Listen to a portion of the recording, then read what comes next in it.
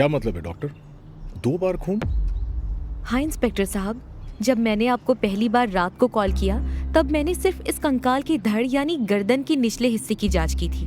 तब हमें उसमें साफ साफ चाकू के निशान नजर आए थे। इसी आधार पर मैंने और मेरे असिस्टेंट ने ये निष्कर्ष निकाला कि वो खून शायद चाकू मारने से हुआ है।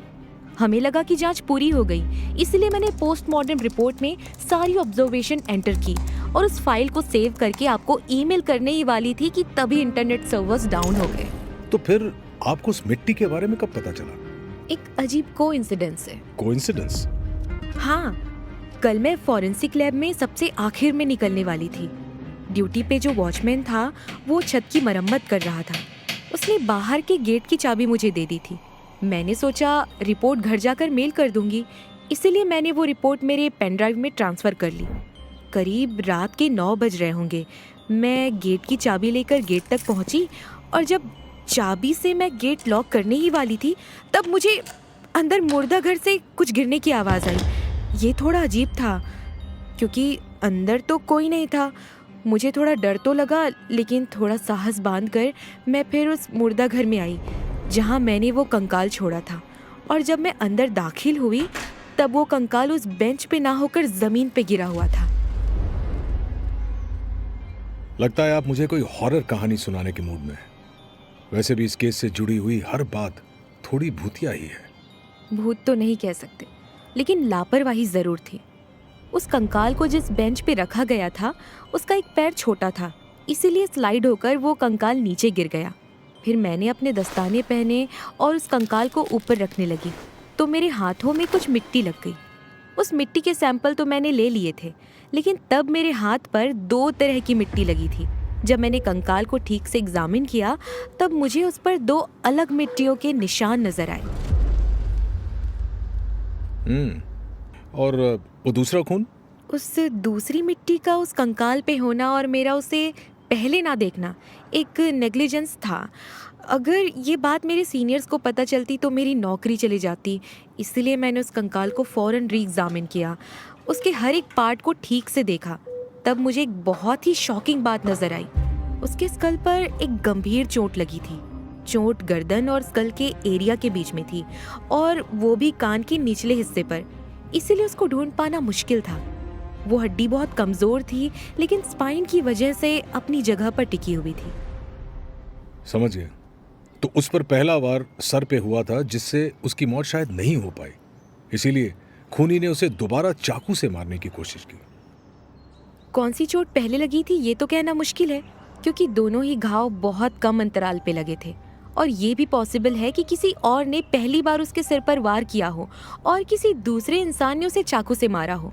ये केस तो और भी उलझता जा रहा है। आउच! क्या हुआ? शायद मच्छर ने काटा। चलिए अब यहां से चलते हैं डॉक्टर, सूरज भी ढल गया है। प्रेरणा के हाथों से पोस्टमार्टम रिपोर्ट बनाते समय जो लापरवाही होने वाली थी उसे तो एक कोइंसिडेंस ने बचा लिया, वरना अगर ये बात बाद में पता चलती तो प्रेरणा की कंप्लेंट सबसे पहले मैं ही करता। खैर, सूरज डूब चुका था और हल्का हल्का अंधेरा भी होने लगा था। मैंने एक बार उस जगह पर नजर घुमाई, लेकिन मुझे तस्करों की कोई हरकत नजर नहीं आई। मैंने प्रेरणा की स्कूटी को अपनी जीप से बांधा और एक गैराज पर ले जाकर छोड़ दिया। प्रेरणा ने मुझे वो पोस्टमार्टम रिपोर्ट दी और मैंने पूछा, चलिए आपकी स्कूटी यहाँ रिपेयर तो हो जाएगी, लेकिन इतने अंधेरे में आप शहर लौट पाएंगी? लौटना किसको है? ये रिपोर्ट तो एक बहाना था। यहाँ मैं किसी और काम के लिए आई थी। कोई और काम? मैं समझा नहीं। मेरी चाची भी आपके ही समस्तीपुर गांव में रहती हैं, उनको ही मिलने आना था मुझे। उनका आज जन्मदिन है। ओह, अच्छा अच्छा। अरे, आप भी क्यों नहीं आते उनका जन्मदिन मनाने? बेचारी अकेले रहती हैं, ज्यादा लोग होंगे तो उन्हें भी अच्छा लगेगा। मैं जन्मदिन अब क्या बताऊं, मुझे इस तरह के त्योहार या सेलिब्रेशंस अटेंड करना बिल्कुल पसंद नहीं है। शायद इसकी यह भी वजह है कि लोग मुझे उनके घर पर अक्सर बुलाते ही नहीं। आखिर एक पुलिस इंस्पेक्टर से कौन दोस्ती बढ़ाना चाहेगा? मैंने प्रेरणा को एक बार मना तो कर दिया, लेकिन वो मानी नहीं। तभी मेरी माँ का फोन आया।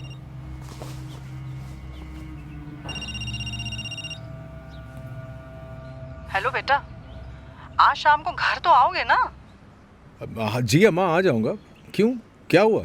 अरे घर में सब्जियां खत्म हो चुकी हैं और आज मेरे कमर में थोड़ा दर्द भी है, तो खाना पार्सल ले आना उस रामलाल के ढाबे से। सब्जियां नहीं है घर में तो मैं आकर दाल चावल बना दूंगा माँ। उस रामलाल के ढाबे का खाना मुझे बिल्कुल पसंद नहीं है। पता नहीं कहाँ का तेल इस्तेमाल करता है। लाइए तो फोन यहाँ, मैं बात करती हूँ अम्मा से। अरे मेरा फोन वापस दो। हेलो, कौन बोल रहा है? हेलो चाची, प्रणाम। मैं डॉक्टर प्रेरणा बोल रही हूँ। हेलो हेलो बिटिया, हाँ बोलो, तुम विजय के साथ हो? अरे फोन दीजिए ना मेरा। हाँ चाची, हम उन्हीं के साथ है। आपको जानकी मौसी पता है, जिनका घर बरगद के पेड़ के पास है? हाँ जानकी, मिले हैं एक दो बार मंदिर में। क्यों, क्या हुआ उसको? उनका जन्मदिन है चाची, और उन्होंने आपको शाम को खाने पर बुलाया है, आपको और आपके पूरे परिवार को। अरे जानकी तो हमको आज सुबह ही मिली थी, तब तो कुछ नहीं कहा उसने। चाची, वो आज शाम को ही तय हुआ। वैसे भी इस उम्र में लोगों को अपना जन्मदिन कहाँ याद रहता है। हाँ ये भी तो है, लेकिन तुम उनकी कौन लगती हो बेटा? मैं उनकी भतीजी प्रेरणा, शहर में रहती हूँ। सोचा चाची अकेले रहती है इसीलिए आ गई, और आपके बेटे से कुछ काम भी था ऑफिस का।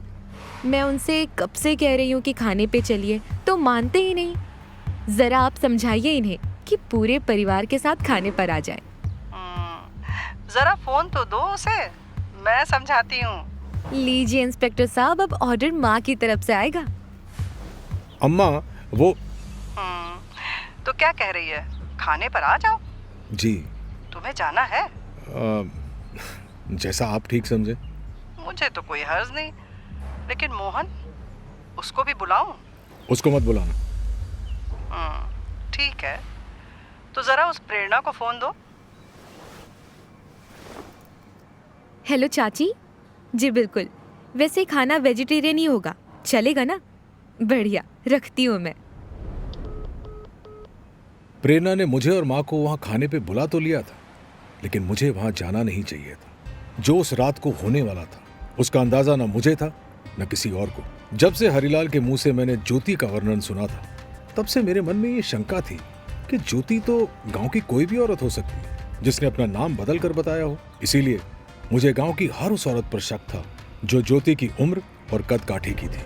और अब तो मुझे शक प्रेरणा पर भी होने लगा था, क्योंकि किसी डॉक्टर का ऐसा दोस्ताना व्यवहार, और वो भी एक पुलिस इंस्पेक्टर के साथ जिसे वो ढंग से जानती भी ना हो, मुझे बहुत खटक रहा था। ऊपर से प्रेरणा का यूं गांव में आना और मुझसे इत्मीनान से बातें करना मेरे शक को और भी गहरा कर रहा था।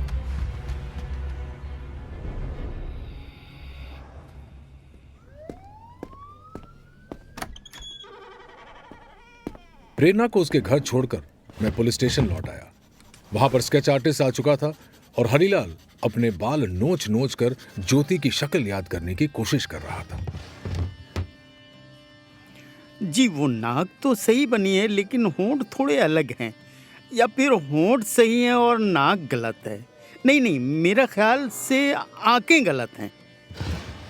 दोपहर से यही सिलसिला चल रहा था। अब तक 100 के लगभग स्केच बन चुके थे और स्टेशनरी भी खत्म होने को थी। साठे ने यह सब देखते हुए मुझसे कहा, साहेब, मुझे नहीं लगता कि इससे कुछ हो पाएगा। एक तो उस रात अंधेरा बहुत था, और हरिलाल खुद बोल रहा था कि उसने मशाल की रोशनी से उसकी शक्ल देखी है। कोशिश जारी रखिए, इसके अलावा हमारे पास कोई और तरीका भी नहीं है। और इतने में मुझे कुछ याद आया और मैंने अपना फोन निकालकर उसमें एक तस्वीर ढूंढी। मैंने वो तस्वीर हरिलाल को दिखाई तो वो उसे एक टक देखता ही रह गया। उसकी खामोशी को देख मेरी धड़कनें भी बढ़ने लगी। साठे के मन में भी कौतूहल बढ़ने लगा कि आखिर वो तस्वीर थी किसकी। हरिलाल जैसे उस तस्वीर में खोस आ गया। तो मैंने उससे पूछा, हरिलाल, क्या ये वही है? साहब ये तो बिल्कुल श्रीदेवी लगती हैं। मैंने पूछा, क्या वो ये औरत है या नहीं?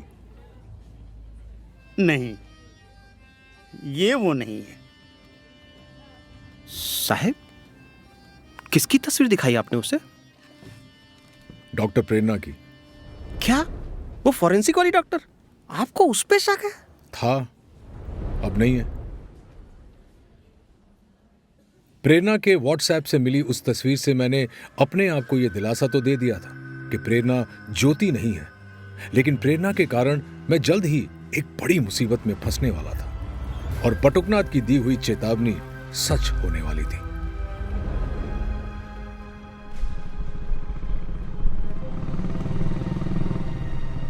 मैंने काम से जरा जल्दी छुट्टी ले ली और मोटरसाइकिल पर बैठकर रामलाल के ढाबे पर पहुंचा।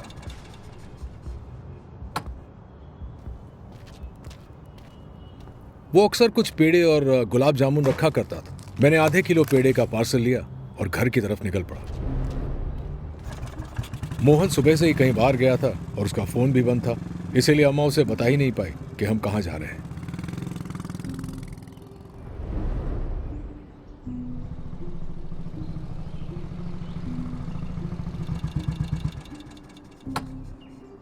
कुछ देर बाद अम्मा और मैं जानकी चाची के घर पहुंचे।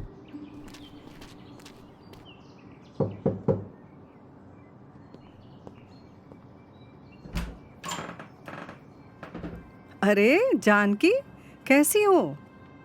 ठीक हूँ, आओ। अरे विजय है ना? जी। वो प्रेरणा कहाँ है? दिखाई नहीं दे रही। अंदर खाना बना रही है। प्रेरणा बिटिया, देखो कौन आया है। पता है मौसी, आप सब मुंह हाथ धो लीजिए, मैं आती हूँ चावल चढ़ा के। अरे जानकी, एक बात पूछूं? तुम्हारी ये प्रेरणा शादीशुदा है या फिर? ना, रिश्ता ढूंढ रहे हैं उसके लिए। आपकी नजर में कोई हो तो बता दीजिए। है ना मेरा बेटा। कौन? तुम्हारा छोटा बेटा मोहन? अच्छा, तो मुझे भी लगता है। क्या कर रहा है वो आजकल? मैं मोहन की बात नहीं कर रही। ओ, तो फिर किसकी? तुम्हारा और भी कोई बेटा है क्या? अरे मैं विजय की बात कर रही हूँ। विजय? अच्छा मजाक कर लेती हो बहन। पूरा गांव जानता है कि इंस्पेक्टर साहब शादीशुदा हैं और ऊपर से दाढ़ी भी अब पकने लगी। चाची, अम्मा की तो आदत है ऐसे बेहुदा मजाक करने की। मैंने अम्मा को आगे कुछ बोलने से रोक दिया, क्योंकि न तो मेरे मन में प्रेरणा को लेकर कुछ ख्याल थे, ना ही मैं अपनी पत्नी को छोड़ना चाहता था। थोड़ी देर बाद मुंह हाथ धोकर हम जानकी चाची के लिए केक काटने ही वाले थे कि इस खुशी के माहौल में आग लगाने के लिए वो आ गया। चलिए सब लोग, केक कट करने का टाइम हो गया है। अरे प्रेरणा, ई का केक वेक लेके बैठी हो? हमको नहीं करना ये सब। आप तो चुप ही रहिए चाची, इतने प्यार से लाए हैं हम और तुम मना कर रही हो। ये पकड़ो चाकू और इन मोमबत्तियों को बुझाने के बाद इस केक को काटना है, समझी? अरे ये माचिस तो खत्म हो गई, अब इन मोमबत्तियों को कैसे जलाएंगे? माचिस नहीं तो लाइटर चलेगा क्या? आप कौन? अरे मोहन, तू यहाँ? प्रेरणा, ये मेरा छोटा बेटा है मोहन। ओह अच्छा, मुझे तो आपके बारे में पता ही नहीं था। अरे कैसे पता होगा? मुझसे छुप छुप कर तो माँ और भाई यहाँ आए हैं। तुमको फोन तो किया था, लेकिन लग नहीं रहा था। अच्छा, चलो मान लिया। प्रेरणा जी, जानकी चाची, मैं तो आज भूखा सोने वाला था, क्योंकि माँ ने घर में कुछ बनाया ही नहीं था। वो तो भाई की मोटरसाइकिल देखी तो यहाँ चला आया। वैसे बिना पूछे आया हूँ, तो आपको कोई प्रॉब्लम तो नहीं है ना? इसमें प्रॉब्लम कैसी? खाना सबके लिए बना है। आइए अब केक काटते हैं। मोहन का अचानक वहां आना ना तो मुझे ना तो अम्मा को अच्छा लगा। मोहन को प्रेरणा के साथ घुलता मिलता देख मैं असहज होने लगा, क्योंकि मोहन का भी एक अतीत रहा है। उससे जो गलती कुछ साल पहले हुई थी, मुझे डर था कि वो कहीं फिर से इस बार प्रेरणा के साथ न हो जाए। उस रात सब खुश थे, इसीलिए मैंने उन बातों का जिक्र करना ठीक नहीं समझा। कुछ ही देर में जानकी चाची के लिए जो केक लाया गया था वो काटा गया और सब खाना खाने के लिए साथ में बैठ गए। खाना तो बहुत बढ़िया बना है, और जानकी चाची आपके हाथों का तो जवाब नहीं। खाना मैंने नहीं, इस प्रेरणा ने बनाया है अपने हिसाब से। सारी सब्जियां इसके पसंद की हैं। क्या बात है प्रेरणा जी, ये सारी सब्जियां तो मेरे भी पसंद की हैं। कहते हैं कि जिनके स्वाद और पसंद एक जैसे होते हैं उनकी बहुत अच्छी बनती है। मोहन, खाना खाते हुए बात नहीं करते। देखो चाची, एक तो ये सड़े हुए मूड में रहते हैं भैया हमेशा। वैसे प्रेरणा जी बुरा ना माने तो एक बात पूछूं? इसमें बुरा मानने वाली क्या बात है? आप सिंगल हैं? मोहन, किसी की निजी जिंदगी में दखल नहीं देते। चुपचाप खाना खत्म करो और चलो यहाँ से। इट्स ओके इंस्पेक्टर जी। हाँ, मैं सिंगल हूँ। और तुम? मैं भी सिंगल हूँ। तो क्यों ना हम दोनों भी। हम दोनों? अरे एक दूसरे के लिए जीवन साथी ढूंढे। तुम मजाक बहुत अच्छा कर लेते हो। इंसान को हंसते खेलते रहना चाहिए, वरना भाई जैसी सड़ी हुई शक्ल लेकर जिंदगी जिएंगे तो ना खुद का घर बसेगा और ना बाकियों का। घर नहीं बस पाएगा मतलब क्या मोहन? अरे इंस्पेक्टर जी, आप कहाँ जा रहे हैं? क्या हुआ चाची इन्हें? उस समय न अम्मा ने उसे कुछ बताया न मैंने। मौके की नजाकत को समझते हुए प्रेरणा ने बात बदल दी और मुझे आइसक्रीम खाने के लिए रामलाल के ढाबे पर ले गई। शायद वो भी समझ चुकी थी कि मैं मोहन से दूर रहना चाहता था। रामलाल से उसने 2 कोन वाली आइसक्रीम खरीदी और रामलाल ने उस दिन के लिए अपना ढाबा बंद कर दिया। तब गांव सुनसान था और बस मैं और प्रेरणा आइसक्रीम खाते खाते उस सड़क पर चल रहे थे। मौसम खुशनुमा था, ठंडी हवा चल रही थी और एक बार फिर प्रेरणा से मिलकर मैं अपनी सारी परेशानी भूल चुका था। इंस्पेक्टर साहब, मैं कल सुबह यहाँ से निकल जाऊंगी और फिर सीधा होली के दिन ही आऊंगी, जो लगभग 5 महीने बाद है। ये आप मुझे क्यों बता रही हैं? ऐसे ही देखना चाहती थी कि आप रिएक्ट कैसे करते हैं। आपको देखकर तो लगता है कि आपको कोई फर्क ही नहीं पड़ता। मुझे क्यों फर्क पड़ेगा? शायद आपको इतनी देर में पता चल गया होगा कि मुझे लोगों के साथ ज्यादा घुलना मिलना पसंद नहीं है। इसीलिए तो आपको थोड़ा चीयर अप करने के लिए खाने पर बुला लिया, लेकिन शायद आपके भाई ने आपका मूड बिगाड़ दिया। कोई नहीं, हर एक के फैमिली में इश्यूज तो चलते रहते हैं। उप्स, क्या हुआ? वॉशरूम। ओह, चलिए मैं आपको घर छोड़ देता हूँ। इतना टाइम नहीं है, लगता है ये खेत खाली है। आप ये आइसक्रीम पकड़िए, मैं आती हूँ, और किसी को अंदर मत आने देना। अरे लेकिन सुनिए, ये सुरक्षित नहीं है, जरा संभल के। प्रेरणा जी सुनिए। मेरे समझाने पर भी प्रेरणा नहीं रुकी। कुछ समय तक मैं वहीं उसकी आइसक्रीम पकड़ के रास्ते के किनारे खड़ा रहा। आइसक्रीम पिघल के मेरे हाथ पर गिर रही थी। मेरा आधा ध्यान उन झाड़ियों की ओर था तो आधा उस पिघलती आइसक्रीम पर। करीब 10 मिनट हो गए लेकिन प्रेरणा नहीं लौटी। मुझे शक होने लगा। मैंने आवाज लगाई लेकिन मुझे कोई जवाब नहीं मिला, तो मैंने अंदर जाने का सोचा और जैसे ही मैंने वहां कदम रखा तो मुझे एक चीख सुनाई दी। छोड़ो मुझे!